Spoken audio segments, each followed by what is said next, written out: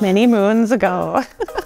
Yeah, it feels like a different lifetime. Full story of how we met. I think I was in 4th year architecture school and decided that I wanted to do a radio show.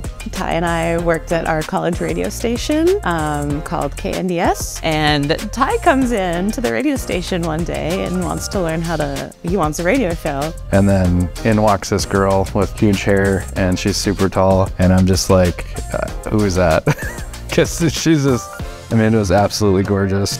I can't say that it was exactly love at first sight. At first, I was like all business. Years later, after I graduated architecture school, and we kept in contact, but nothing like, we definitely weren't dating. And then I had moved to Grand Forks, and I was in a wedding in Fargo. I showed up at Dempsey's, and she was in Dempsey's. Ty comes in all dressed up in a suit. I'm like, oh, you grew up? Like, where have you been? I remember saying like hello to her. She was just like instantly conversational, and then so she, asked me what I'm up to. And he's like, I live in Grand Forks. I took a job because I graduated. And then she's kind of like, all right, bye. So I was like, you do you. I'm happy for you. Bye. And then I had moved out to Williston, and that was just kind of a pursuit for my career. So he was chasing his career, I was chasing my career. We were making money moves. And then moved back to Fargo, and then Carly and I matched on, I believe it was Bumble. Which is so embarrassing because we were already friends, like we already knew each other, but just having that little indication, like, oh, he's interested too. And I had just texted her, when are we gonna get coffee? And then she was like, slow down. First date, he's like, okay, we'll go here, and then after that we'll go here, and then if we're feeling up to it, we can do this. And I was like, let's start with the first location and see how it goes. I remember like being really excited and doing like the, I'm pumped about this. In my living room by myself. We ended up going to 3 places anyway and having the best time. When I know Carly was the one, it was super early. I knew probably 2 months in. So we had been dating for 5 months. I still wasn't sure. But we took another trip to Minneapolis for another show and just realized like, oh, I love you. Like it was just like non-committal. And then it was just like, oh, he's the one I'm gonna marry. I love him, I wanna be with him, let's go. And then it was just, I don't know, the rest is history. And then COVID even sped everything up more. We probably progressed things faster than we would have normally. Moved my cat over to his house because I was feeling like my cat was spending too much time alone at my apartment. And I was spending more time with Ty. And then I was just like, Sonia moving in.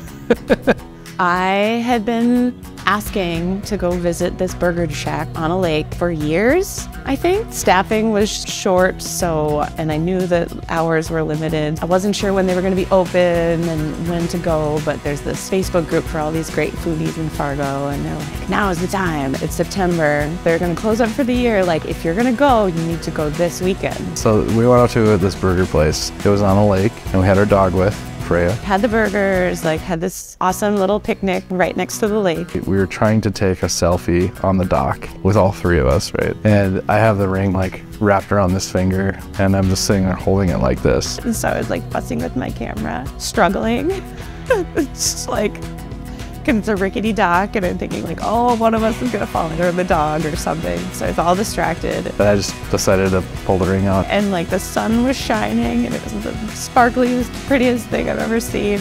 I was blown away. And then he didn't say anything. I know you're supposed to say something right away, that I just kind of froze up. And nobody prepares you for that moment. But yeah, it was kind of a surreal moment. It seemed like everything around you disappeared. I wasn't thinking about anything else. It was just like that. We got in the car to drive home, and James Brown's I Feel Good was the song on the radio. Instantly, when we got in the car. Yeah, such a good day. What do I love most about Carly? She's just very enthusiastic about life. I love that she cares about people as much as she does. I remember when I was first telling friends about Carly, I remember saying something like, she's similar to me, knowing that she had some of the same empathetic values that I had. So that was one of the things that I latched onto early on. The thing that stood out to me first were his eyes, because they're just this piercing blue color. They're so pretty. And I just remember being in Dempsey's, and he's in his suit, and yeah, just staring at me with his big broad shoulders and his pretty eyes, and it's have you been? Now, I think that my favorite part about Ty is his heart.